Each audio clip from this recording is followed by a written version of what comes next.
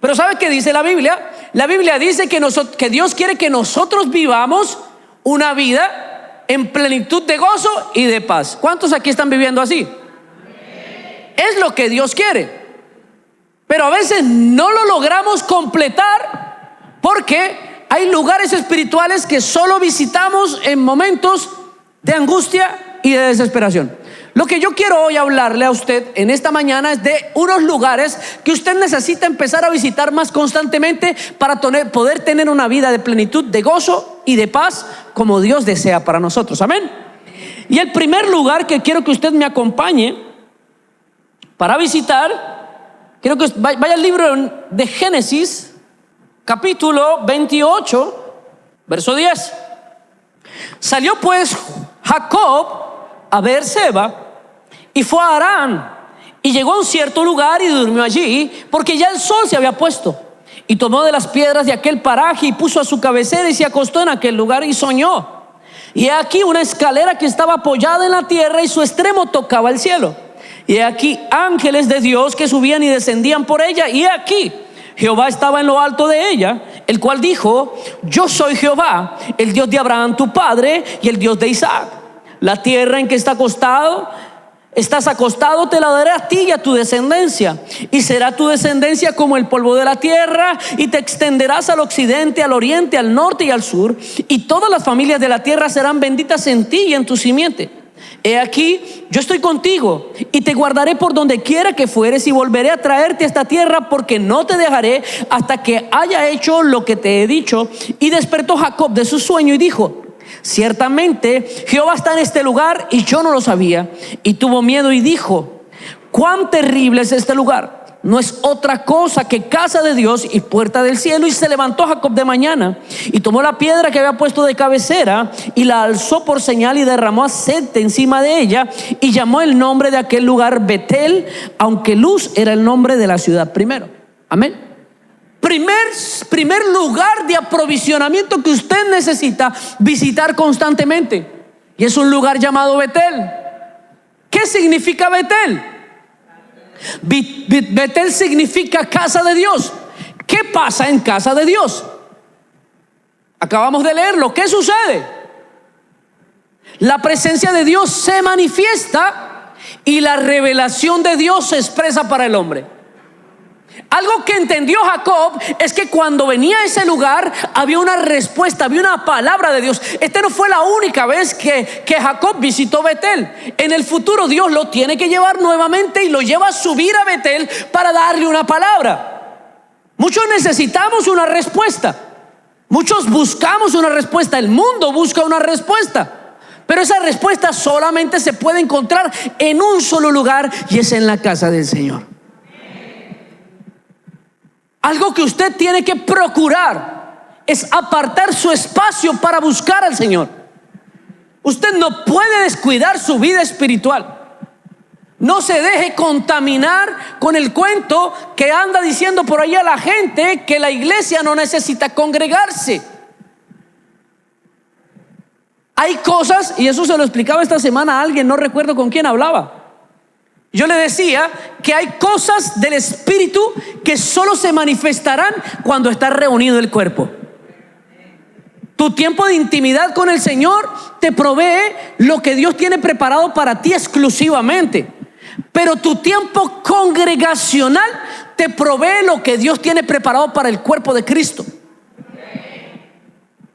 Por eso Dios enseña a través de la palabra de Dios, y ahí en las cartas paulinas de diversas maneras se explica el diseño de Dios de la iglesia como un cuerpo, y de la relación de Cristo con la iglesia como la relación de la cabeza con el cuerpo.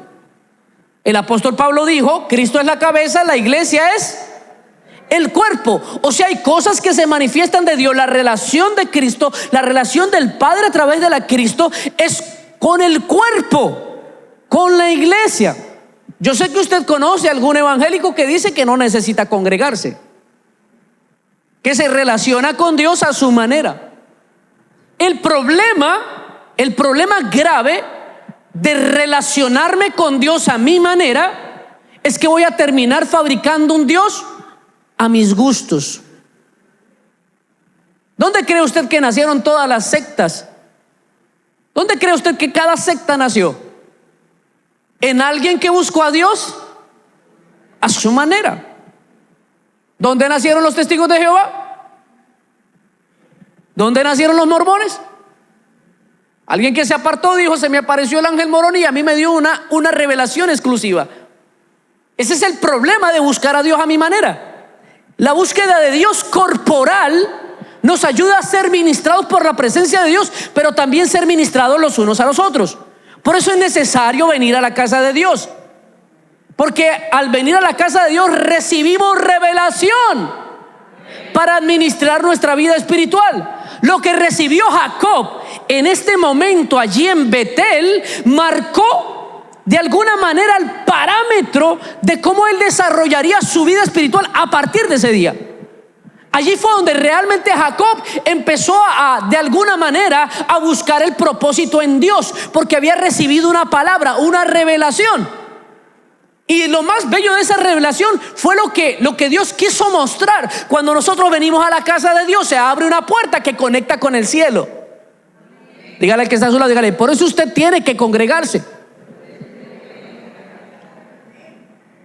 Pero irónicamente, a veces tú te encuentras hermanos en la fe, en la calle, que dicen que a causa del desánimo dejaron de venir a la iglesia.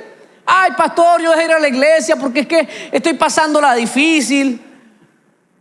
La cosa se me ha puesto difícil, se me ha complicado y la verdad no tengo ánimo para ir a la iglesia. Ahí es donde tú más tienes que venir a la iglesia. Porque cuando no tienes respuestas, cuando no tienes soluciones, vienes al Señor, el Señor te suelta una palabra que te da las respuestas. Cuando tú entiendes eso, te conviertes en un amante de la casa del Señor, porque entiendes que en la casa del Señor están las respuestas que tú necesitas recibir. David era un amante de la casa del Señor. Dice la palabra que él decía: Señor, para mí me es más deleitoso estar un día en tus atrios que 1000 fuera de ellos. Está hablando del rey de Israel, pero para él era más placentero no ser el rey, sino estar en la casa del Señor. Mira qué tremendo. Tú tienes que convertirte en un amante. Mira, dime si tú no sales mejor cuando vienes a la iglesia. No sé si a ti te pasa, pero a mí me pasa. Yo salgo fortalecido, salgo renovado. Yo soy el que predico y a veces la palabra me habla más a mí que lo que le habla a usted. Y yo salgo fortalecido con esa palabra. Por eso entiendo que este lugar de aprovisionamiento tiene que ser de los principales lugares que yo visite. Pero dice la palabra que aquí nosotros recibimos alimento de vida, palabra de vida eterna, pan de vida que proviene de los cielos. Aleluya. Dígale al que está a su lado, dígale: no deje de visitar Betel. El segundo lugar de aprovisionamiento que nosotros necesitamos visitar es un lugar llamado Getsemaní. ¿Alguien sabe qué significa Getsemaní? Este lugar tuvo una connotación muy especial, porque era el lugar preferido para Jesús. ¿Para qué? ¿Para qué? Para orar. Getsemaní es el lugar de oración. Getsemaní es el monte de oración. Getsemaní es el lugar de mi secreto con el Señor. Y este es un lugar, amados, que muchos de nosotros abandonamos hace mucho tiempo. ¿Cómo está tu lugar secreto? ¿Qué es eso, pastor? ¿Con qué se come? Es el lugar donde tú tienes intimidad, donde tú buscas en la oración comunión con el Padre. ¿Cómo está tu tiempo y tu vida de oración?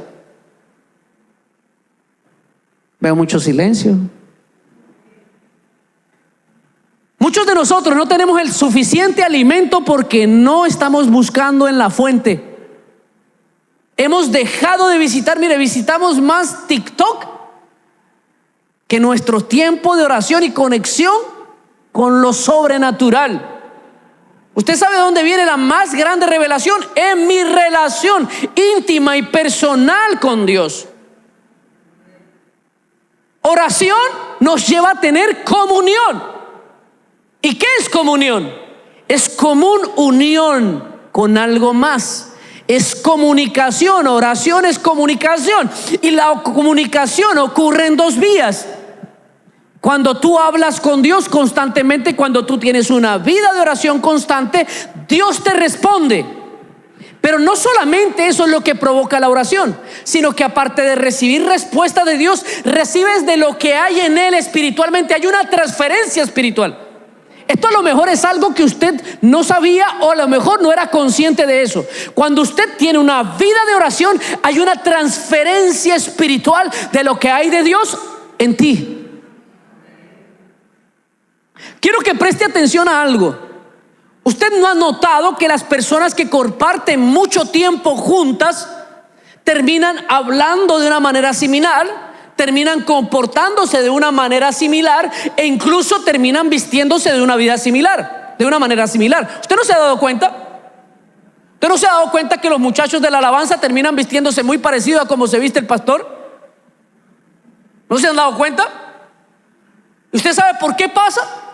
Pasa por la familiaridad constante, por la cercanía. Terminamos hablando similar. Date cuenta, yo soy colombiano, bumangués, pero se me salen de vez en cuando unas palabras bien remaracuchas. ¿Por qué? Por la familiaridad y la cercanía en este entorno. Entonces, cuando tú y yo tenemos una vida de oración, empezamos a tener esa cercanía con Dios y lo que hay de Dios se empieza a transferir espiritualmente. Usted tal vez pensará, pero es que yo oro y siento que Dios no me responde. Lo que usted no sabe es que mientras usted está orando, Dios está operando en ambientes espirituales. Pero no solamente está recibiendo eso, sino que está siendo lleno de la presencia de Dios. Lo que pasa es que equivocada o erróneamente hemos pensado que la llenura del Espíritu llega solamente por la imposición de manos. ¿Y por qué esa idea se diseminó tanto? Esa idea se diseminó tanto, ¿por qué? Porque la imposición de manos no implica algo que me cueste esfuerzo. Venga esto, Leo, párate acá. Ahora eres el apóstol Leo, el que tiene pista apostólica y todo. Yo no oré toda la semana, yo no ayuné, yo no vigilé, solamente vine al evento del apóstol Leo. Levante la mano, apóstol Leo, así como ministrando. Cuando él hace el llamado, yo paso al frente y le digo: apóstol, lléneme de la unción. Póngame la mano. Y me voy ungido. Siga, apóstol, ya hizo su misión. ¿Por qué es popular esta idea? ¿Qué me costó a mí? Nada. Y me voy emocionado creyendo que estoy lleno del Señor. Realmente creo que estoy lleno. Pero no fue más que simple emocionalismo. Pero cuando llego a la casa, ¿qué pasó con esa aparente llenura? Deja de existir porque nunca estuvo. Porque no está acompañado de una relación íntima y personal con Dios. Entonces, el concepto de ser lleno, resultado de la búsqueda, de alguna manera quedó en el olvido. Pero si usted se da cuenta, el mismo Jesús sintió la necesidad para sostenerse humanamente en la tierra de tener una comunicación constante con el Padre. ¿Qué hacía Jesús? Se apartaba con sus discípulos y subía ¿a dónde? Al monte a orar, porque él necesitaba esa comunicación constante con el Padre. ¿Qué hizo Jesús en su momento de debilidad humana? Claro, Jesús tuvo un momento de debilidad humana. Si no, escucha la oración de Getsemaní. ¿Cuál fue la oración de Getsemaní? Padre, si es posible, pasar esta copa, pero que no se haga mi voluntad sino la suya. ¿Qué le dio la fortaleza en la humanidad a Cristo para llegar a la cruz? Su oración al Padre. El Padre le revela la voluntad y dice: es necesario que vayas a la cruz, pero tranquilo, yo estoy contigo. Nosotros necesitamos visitar más frecuentemente ese lugar de aprovisionamiento, iglesia, para realmente ser llenos de la presencia del Señor. Mira lo que dice la Biblia, quiero que me acompañe. Isaías 56, verso 7. Yo los llevaré a mi santo monte y los recrearé en mi casa de oración. Sus holocaustos y sus sacrificios serán aceptados sobre mi altar, porque mi casa será llamada casa de oración para todos los pueblos.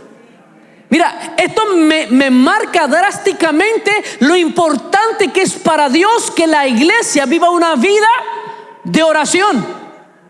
Pero mira lo hermoso que lo muestra la Biblia. Dice que yo me recrearé a la iglesia en la oración. O sea que en la oración recibes fortaleza, en la oración recibes respuesta, en la oración recibes gozo. Mira, hermano, después de tú estar 1 hora o 2 horas metido en oración, tú sales descargado de todo peso, tú sales gozoso, tú sales fortalecido y seguro que Dios está contigo. Si estás en angustia, ve a la oración. Si estás en bendición, ve a la oración. Si te sientes solo, ve a la oración. Si estás pasando debilidad, ve a la oración. El problema de nosotros es qué lugares estamos visitando en los momentos cruciales de nuestras vidas. Necesitas oración. Lo necesitas urgentemente. Amén. Siguiente lugar que necesitamos urgentemente visitar. Y este es otro lugar de aprovisionamiento importante para la vida espiritual saludable del cristiano. Y es un lugar llamado Moriah. Quiero que me acompañe. Libro de Génesis, capítulo 22. Este es un lugar interesante porque es un lugar donde suceden 2 cosas cruciales para la vida saludable de un cristiano. Génesis 22, verso 1 al 3. Mire lo que dice. Aconteció después de estas cosas que probó a Abraham y le dijo a Abraham, y él respondió, heme aquí. Y dijo, toma ahora tu hijo, tu único, Isaac, a quien amas, y vete a tierra de Moriah, y ofrécelo allí en holocausto sobre uno de los montes que yo te diré. Y Abraham se levantó muy de mañana y enalbardó su asno y tomó consigo 2 siervos suyos y a Isaac su hijo, y cortó leña para el holocausto, y se levantó y fue al lugar que Dios le dijo. Tercer lugar de aprovisionamiento que usted tiene que visitar, y es el lugar del sacrificio. Esto necesita aprenderlo el cristiano para tener una vida saludable. Porque algo que necesita aprender el cristiano es que nosotros también necesitamos dar. Se acabaron los amenes. ¿Cómo nos cuesta sacrificar algo? Pero el salmista dijo lo siguiente: yo no presentaré al Señor ofrenda que no me cueste. Mira, le voy a poner en el panorama de esa historia. Llegó un momento en que David iba a presentar un sacrificio delante del Señor, lo necesitaba presentar. Y en el lugar en el que iba a presentar el sacrificio, la persona que era dueña del terreno sintió en su corazón decirle al rey: rey, toma el terreno para el sacrificio, te lo regalo. Toma los animales para el sacrificio, yo te los regalo. Es más, toma la leña de los arados de los animales para que prepares el altar y hagas el sacrificio, yo te lo doy todo. O sea, se lo estaban regalando. Pero David le responde: te lo compraré por el precio justo, porque yo no voy a presentar ofrenda a Dios que a mí no me haya costado. Un cristiano debe entender que necesita presentar sacrificio delante del Señor. Es difícil pararse en las mañanas a orar, pero es necesario. Ay, pastor, ¿será que uno no puede orar a mediodía? Claro que puede hacerlo, pero también necesitas levantarte en las madrugadas y presentarle tu ofrenda de oración al Señor. Nos cuesta. Porque es que a eso de las 4 de la mañana la cama es tan calientita, ¿cierto? No queremos hacerlo. Ay, pastor, ¿por qué no hace los cultos del domingo, no sé, a las 11? Para uno el domingo es el único día que tiene para descansar. Y tener uno que pararse temprano y alistarse. Hermano, mira, agradezca que lo estamos haciendo a las 9.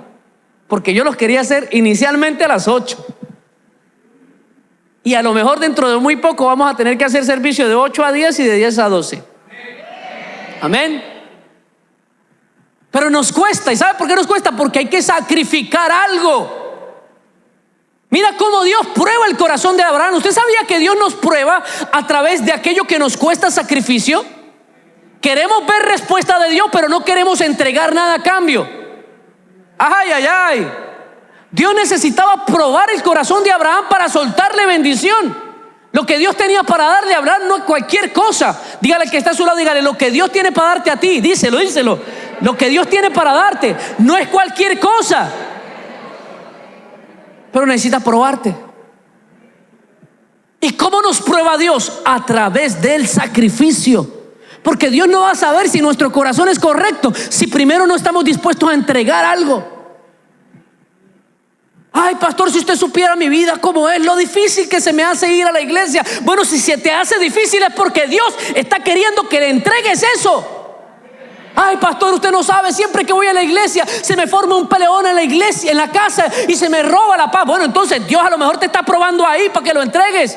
Ay, pastor, si usted supiera, es que el domingo es el día más productivo en mi trabajo. Entonces es lo que Dios te está pidiendo. Ay, ay, ay. Dios tal vez te está pidiendo cosas que te cuestan, pero detrás de esa petición de Dios hay una respuesta. Pero es un sacrificio que es necesario que tú des. Si usted se da cuenta en la Biblia, los grandes hombres de Dios que fueron llamados con grandes propósitos tuvieron que sacrificar algo. Algo tuvieron que entregar. Hay gente que quiere ser prosperada financieramente. Dios dice: tráeme tu diezmo. Ay, ay, ay. Toqué una fibra sensible. ¿Sabe por qué pasa eso? Porque no visitas Betel. ¿Sabe qué pasó en Betel? En Betel fue donde se instauró el diezmo. ¿Usted lo sabía? La gente dice que el diezmo es de la ley, pero el diezmo nunca fue de la ley. El diezmo se plasmó resultado de un deseo del corazón. Dice la palabra que el mismo Jacob decidió cuando estaba en Betel: Señor, a donde voy, si tu presencia va delante de mí y tú me acompañas, de todo lo que me des, el diezmo apartaré para ti. Y escuche, Jacob no tenía pastor, no se congregaba en una iglesia, pero había visitado Betel. Ay, ay, ay. Yo no sé por qué estoy hablando de esto. Ustedes saben que yo poco predico de esto porque yo no quiero dañarle el corazón a nadie. Pero queremos ser prosperados y no estamos dispuestos a dar. Prometemos a Dios y no cumplimos. Ay, ay, ay, ay. Dígale al que está a su lado, dígale: ¿quiere ser bendecido? Empiece por sacrificar. Mira, este mismo lugar llamado Moriah es un lugar de sacrificio, pero a la vez es un lugar de aprovisionamiento. Quiero que usted me acompañe. Ahí más adelante, Génesis 22, verso 12. Escuche. Dice: y dijo: no extiendas tu mano sobre el muchacho, ni le hagas nada, porque ya conozco que temes a Dios, por cuanto no me rehusaste tu hijo, tu único. Entonces alzó Abraham sus ojos y miró, y aquí a sus espaldas un carnero trabado en el zarzal por sus cuernos. Y fue Abraham y tomó el carnero y lo ofreció en holocausto en lugar de su hijo. O sea que aquel lugar llamado Moriah, que es un lugar de sacrificio, a la final se convierte en un lugar de aprovisionamiento. Porque cuando llegó el momento de presentar sacrificio, dice la palabra que Dios mismo le proveyó un sacrificio para que él pudiera presentar delante de la presencia del Señor. Aleluya.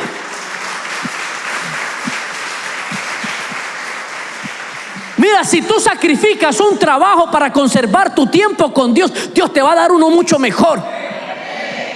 Mira si tú tienes un negocio y a lo mejor el domingo en la mañana es el día que mejor te va, si tú cierras el negocio por buscar la presencia del Señor, mira, tenlo por seguro que no sé qué Dios hará, pero el día más difícil de la semana, a lo mejor Dios provocará que se lo convierta en el día más fructífero.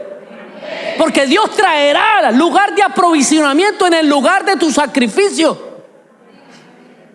Dios te va a bendecir de una manera tremenda, pero cuando tú estés dispuesto a entregarte a Él.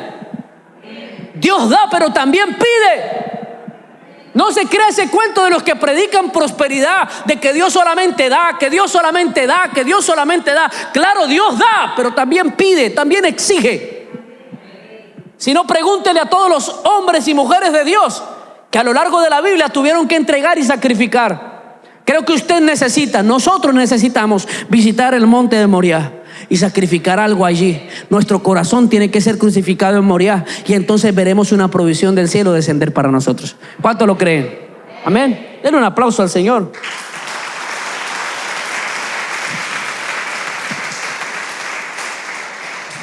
Siguiente lugar lugar de aprovisionamiento que necesitamos visitar, y es un lugar llamado Peniel. Quiero que me acompañe. Génesis capítulo 32, verso 24. Mira lo que dice la palabra. Y así se quedó Jacob solo y luchó con el varón hasta que rayaba el alba. Y cuando el varón vio que no podía con él, tocó en el sitio del encaje de su muslo y se descoyuntó el muslo de Jacob mientras con él luchaba. Y dijo: déjame porque raya el alba. Y Jacob le respondió: no te dejaré si no me bendices. Y el varón de Dios le dijo: ¿cuál es tu nombre? Y él respondió: Jacob. Y el varón le dijo: no se dirá más tu nombre Jacob, sino Israel, porque has luchado con Dios y con los hombres y has vencido. Y entonces Jacob le preguntó y dijo: declárame ahora tu nombre. Y el varón respondió: ¿por qué me preguntas por mi nombre? Y lo bendijo allí y llamó Jacob el nombre de aquel lugar Peniel, porque dijo: vi a Dios cara a cara y fue librada mi alma. Peniel simboliza un encuentro con Dios. Todos necesitamos visitar ese lugar de un encuentro con Dios. Tal vez todos hemos tenido ese encuentro con la iglesia. Tal vez todos hemos tenido ese encuentro con una administración. Pero la pregunta es: ¿hemos ambicionado un encuentro cara a cara con Dios? ¿Has buscado un encuentro cara a cara con Dios? ¿Has buscado que Él te hable, que Él te ministre, que Él te revele lo que tiene para ti? Este es un lugar olvidado. Este es un lugar que los cristianos antiguos anhelaban. ¿Cuántos aquí llevan más de 20 años de cristianos? Somos pocos. Estamos viejos. Si tú miras la iglesia 20 años atrás, una de las ambiciones más intensas en el corazón del cristiano era tener un encuentro con Dios. Que Dios te hablara. Yo veía a los cristianos deseando escuchar la voz de Dios audiblemente. Ahora los cristianos de este tiempo es que quieren que el Señor les regale una camioneta y una casa. Y buscamos a Dios por sus bondades, por lo que Él puede dar. Pero no anhelamos ese encuentro transformador y renovador. ¿Sabe dónde encuentras propósito? Cuando estás cara a cara con el Señor. Pero mira, esto no es sencillo. No es tanto como venir a la iglesia y levantar la mano, cantar una canción y Él me tocó. No.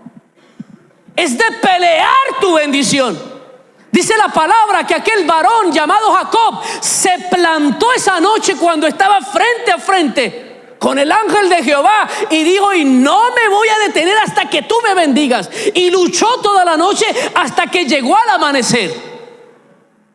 Y cuando tenemos vigilias hasta el amanecer, eso nos toca tirar todos los coritos de Juan Carlos Alvarado, guaracha, lo que sea, para que la gente no se quede dormida.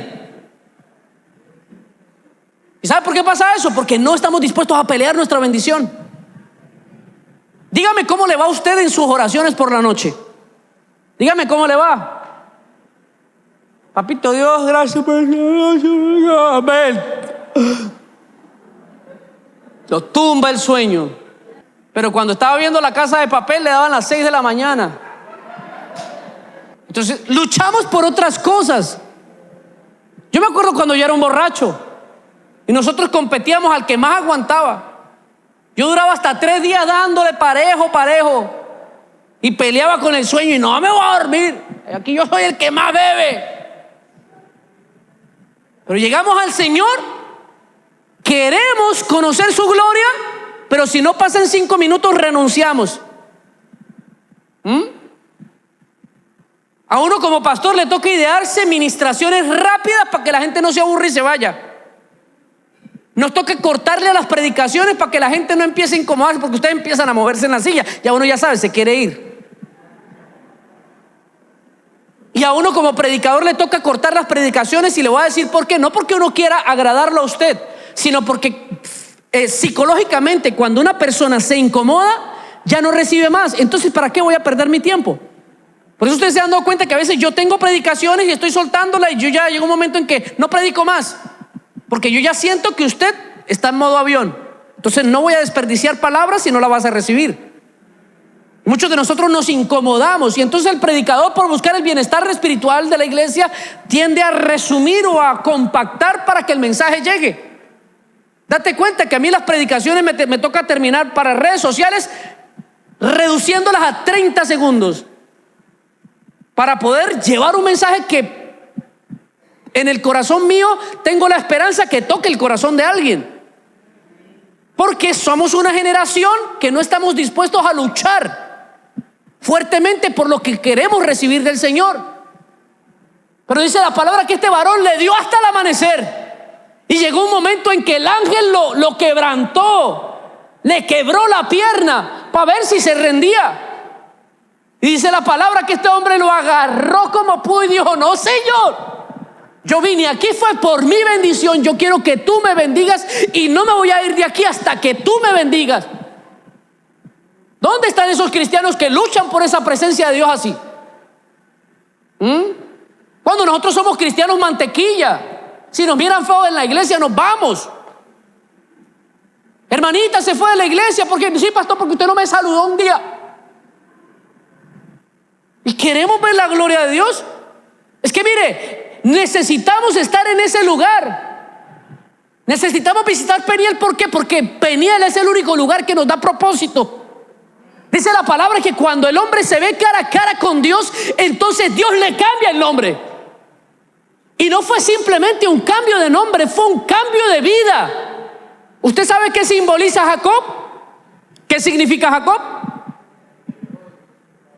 Jacob significa usurpador, tramposo.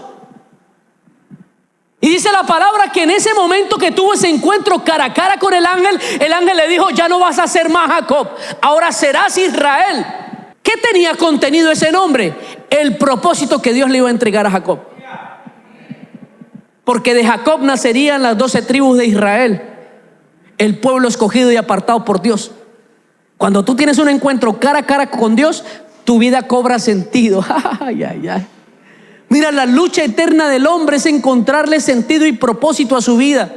Pero no encontrarás propósito y sentido de tu vida hasta que no subas a un lugar llamado Peniel y pelees cara a cara con Dios. Pero escuche, esa batalla nadie la puede pelear por ti, solo lo puedes hacer tú. Mira, no es la imposición de manos del pastor, no es la predicación ni la administración del pastor, es tu lucha espiritual por obtener la bendición de Dios para tu vida. ¿Hay alguien aquí en esta noche, en esta mañana, que quiera dar esa lucha? Yo quiero que se ponga sobre sus pies.